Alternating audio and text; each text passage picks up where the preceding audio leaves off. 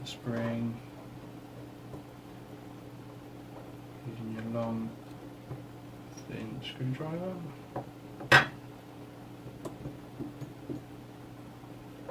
And pop out the spring guide to take the tension off.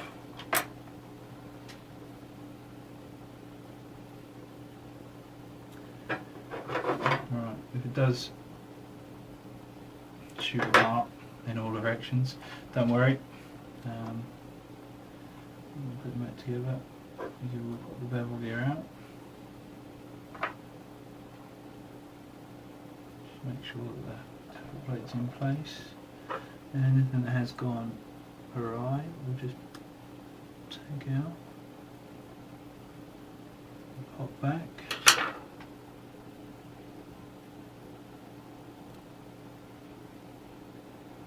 It's got a double shim on it.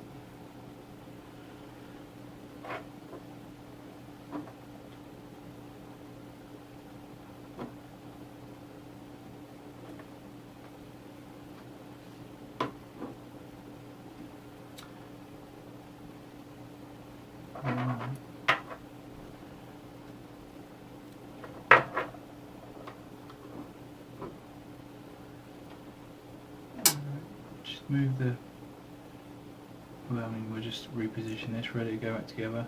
So if I just tell you what I'm doing to get it back together so that we can, so in case you come across the same problem.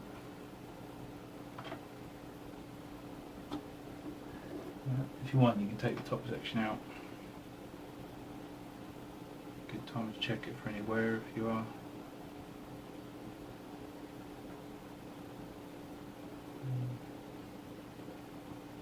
Tiny bit of wear on the teeth, but nothing particularly too much. Right.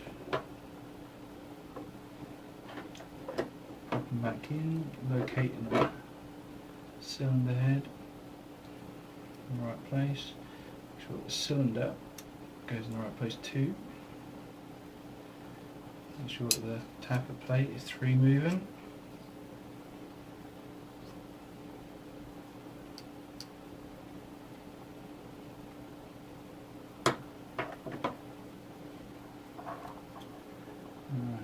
Any bearings that come off, make sure that they go in the right place with their shims.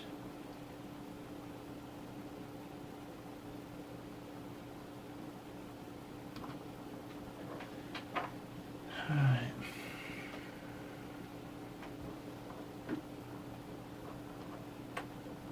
This one's nice and easy tappet plate wise. So this one doesn't suffer so much from pinging out stuff because obviously it hasn't got a trigger in it. So if you find that the anti-reversal actually is pinging out a lot, I found that the Prometheus one fits in there nice and snug.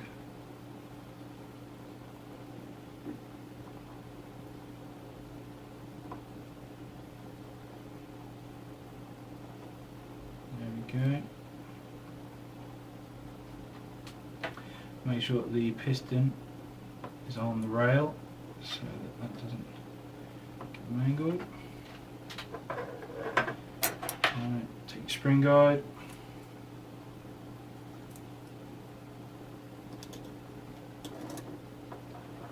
Put your spring back in. So your screwdriver here at this particular point is pretty damn handy. If you have a long enough one, you can put a pressure on the piston from the inside to hold it in place.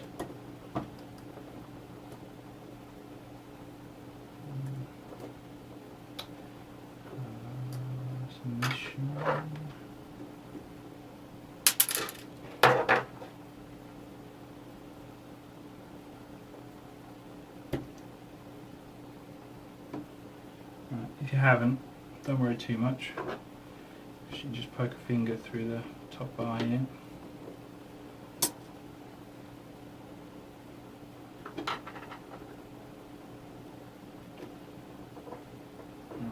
Just collapse it down.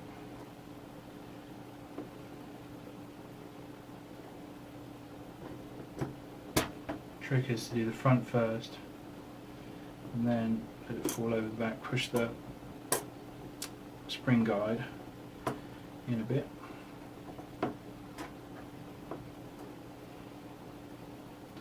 and then just try and see what catches and where it catches, and just negotiate whatever's catching and reverse latch in this case.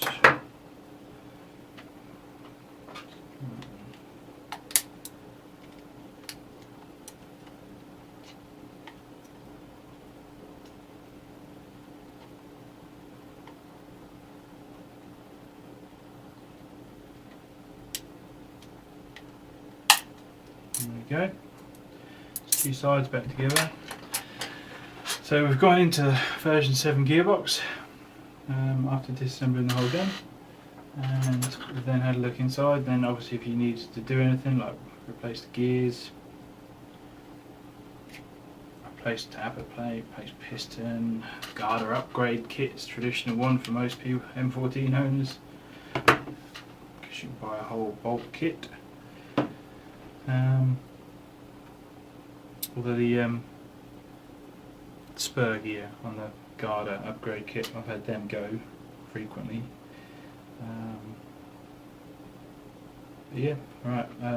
So I've just put the top bar back on. Or remember the, I think it was Phillips in the middle.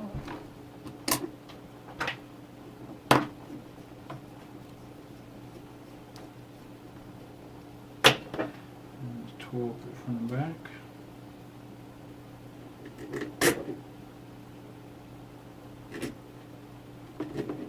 Don't even matter which way around, both the same length.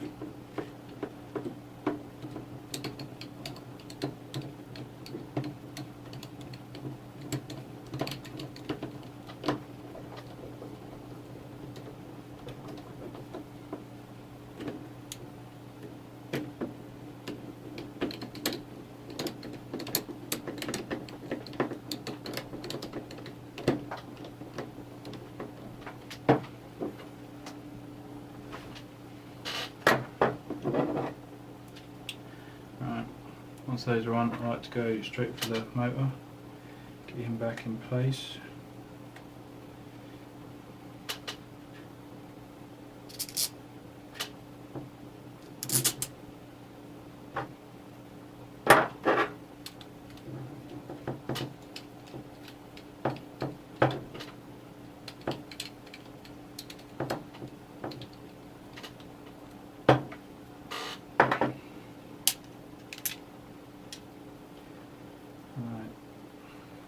Do the trigger contact side. So trigger in place over the back hole there in the middle. What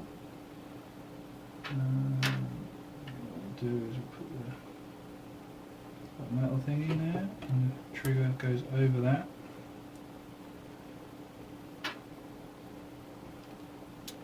And we'll put the cut-off lever in.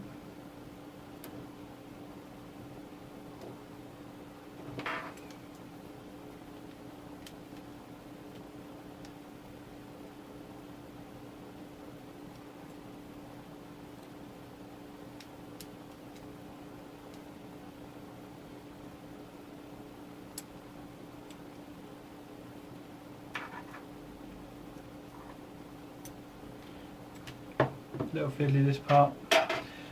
Don't forget the selector bar.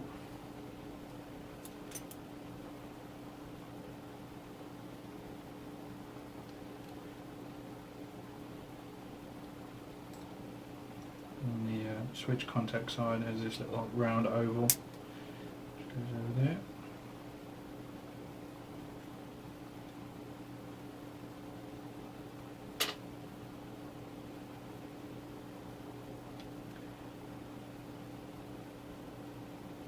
There's a little locating hole for the trigger contact to